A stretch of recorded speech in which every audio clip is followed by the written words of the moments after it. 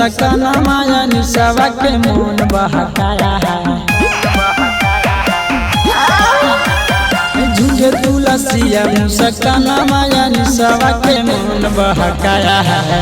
कहीं चिनार जाता चिरन जवान मगही के गमकाया है।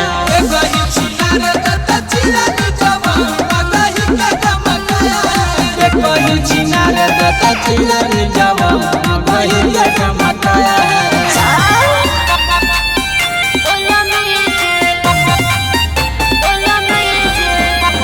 संगे संगे निसवा जाली हो मकैया के खेत में एही से दर्द भइल हो ई छौरी के पेट में।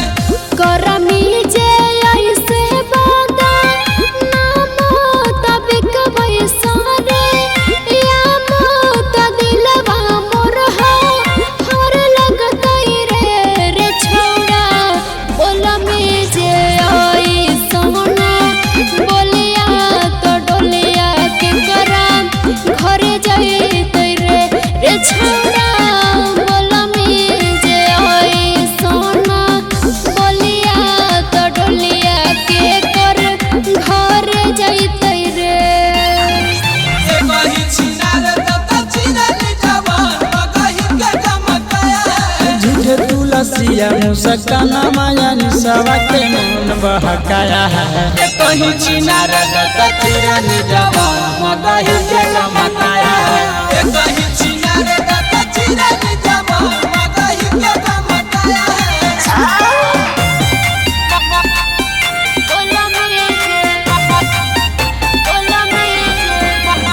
संगे संगे करली जाली हो या दोषी के खेत में एही से दर्द भइल हो ई छौरी के पेट में।